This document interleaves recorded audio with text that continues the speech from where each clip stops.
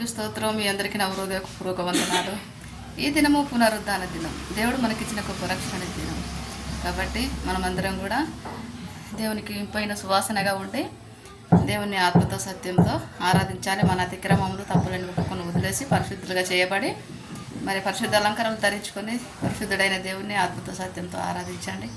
నేను కూడా మందిరానికి వెళ్తున్నాను దేవుని ఆత్మతో సత్యంతో ఆరాధించడానికి. దేవుని కృప మనకు కావాలి. మన శక్తి మన భక్తి వల్ల ఏది జరగదు కాబట్టి దేవుని కృప కొరకు కనిపెట్టుకొని మరి ఆరాధించాలి. దేవుని కుమారుడైన యేసు ప్రభు మన కొరకు చనిపోయి తిరిగి లేచాడని మీ హృదయమంతా అంగీకరించి పాపాలు ఒప్పుకొని వదిలేసి పాప క్షమాపణ నిమిత్తం మారు మనసు పొంది బాప్తీసం తీసుకుంటే దేవుడు గొప్ప రక్షణను ఇస్తాడు. రక్షణ లేని వారైతే యావత్ ప్రపంచమంతా రక్షణ సువార్త ఎంతమందికి వినబడుతుంది. మరి రక్షణను అంగీకరించక తిరగబడుతున్న ప్రతి వారిని కూడా మీరు ప్రార్థనలో జ్ఞాపకం చేసుకోండి. మూర్ఖునికి ప్రత్యుత్తరం ఇచ్చట పందుల ముందు ముత్యాలు చల్లినట్టు కాబట్టి మరి మూర్ఖులకు ప్రత్యుత్తరం ఇవ్వాల్సిన అవసరం లేదు. ఎందుకంటే ఆ మూర్ఖులకు దేవుని సువార్త వినబడింది కాబట్టి వాళ్ళతో మనకు ఒరిగేది లేదు, చేసేది లేదు. రక్షింపబడకపోతే వాళ్ళే దానికి ఉత్తరవాదులు.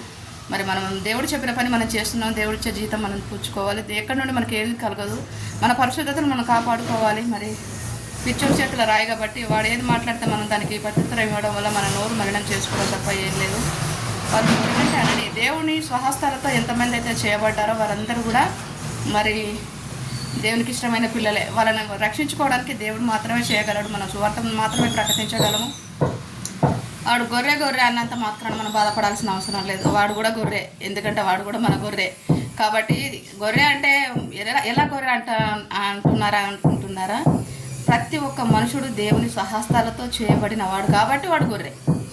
దేవుడు లేకుండా ఏది కలగలేదని మనకు తెలుసు, కానీ వానికి తెలియదు. మనకి చెప్పిన వాడు అర్థం చేసుకున్నప్పుడు మనం వాని మీద మనం ఉద్రేకపడాల్సిన అవసరం లేదు. వాడు మన మీద ఉద్రేకపడడం వాని నైజం. ఎందుకంటే వాడు సాతాన్ కవంద హస్తాల కింద ఉన్నాడు.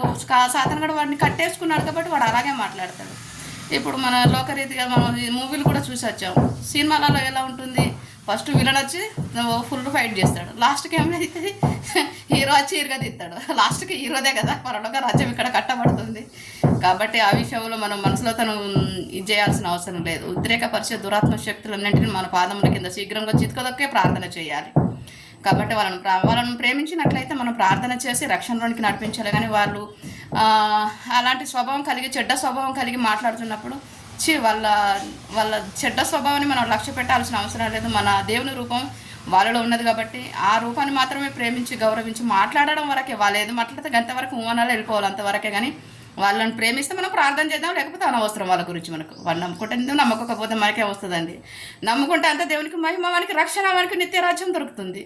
నమ్మకపోతే వాని దౌర్భాగ్య పని. కాబట్టి ఉద్రేకపరచే దురాత్మను ఎదురించి పోరాడే శుద్ధాత్మను, మోకాల జీవితం కన్నీటి అనుభవం నాకు నేర్పవా, పరలోకమే నా అంతఃపురం, చేరాలనే నా తాపత్రయం, యేసుదేవరా దారి చూపవా, కనికరించవా. పరలోక రాజ్యాన్ని మనం స్వతంత్రించుకోవడానికి మాత్రమే యేసు ప్రభుని నమ్ముకోవాలి. ఇవి చేస్తాడు అవి చేస్తాడని కాదు. ప్రతి ఒక్కరికి శ్రమలు వస్తాయి, కష్టాలు వస్తాయి. వాటన్నిటిని చేయించుకుంటూ ముందుకు దూసుకువెళ్ళడమే క్రైస్తవుల యొక్క నైజం. దేవునికి మహిమ కలుగుని కాక. మీ అందరికీ నా హృదయపూర్వక వందనాలు. మందిరానికి వెళ్ళిన మనమందరం సేవకుల గురించి బహుబలంగా ప్రార్థన చేయండి. సేవకులు ఆత్మీయ జీవితంలో విశ్వాసం బహుబలంగా మరి బలపరచడానికి, మరి వాళ్ళు వాక్యం చెప్పాలని, వారికి మంచి ఆరోగ్యం ఇవ్వాలి. వాళ్ళ కుటుంబంలో వాళ్ళందరూ మంచిగా ఉండాలి. మన కుటుంబంలో కూడా మనం అందరం మంచిగా ఉండాలి. సేవకులు ఒకటే చేయాలి. రక్షింపబడిన వారందరినీ బలపరచడానికి కొరకు నడుము కట్టుకోండి. సో ఎవరైతే రక్షింపబడలేదో వాళ్ళ కొరకు మాత్రం ప్రార్థన చేయండి. మీరు మలినం కాకండి. ఎందుకంటే వాళ్ళు మూర్ఖంగా మాట్లాడుతున్నారు. మనకేం తక్కువ అండి? మనం రాజులైన యాజక సమూహం, మన దగ్గర ఏం తక్కువ ఉంది? కండబలం ఉంది, శక్తి బలం ఉంది, విశ్వాసం. వాళ్ళకంటే ఎక్కువ ఎక్సై ఉంది, భక్తి ఉంది, విశ్వాసం ఉంది. సో వాటిని వాళ్ళు చేయబట్టి మనం మలినం చేయొద్దు ఆ ఆయుధాలను. కాబట్టి మనం వాళ్ళు తినేదే మనం తింటాం. వాళ్ళకంటే ఎక్కువ తిన్నా తక్కువ తిన్నా మనది సాధువు గల గుణం కాబట్టి వాళ్ళు ఒక్కటి కొడితే మనం 10 కొట్టగలం. అంత సత్తా మన దగ్గర ఉంది.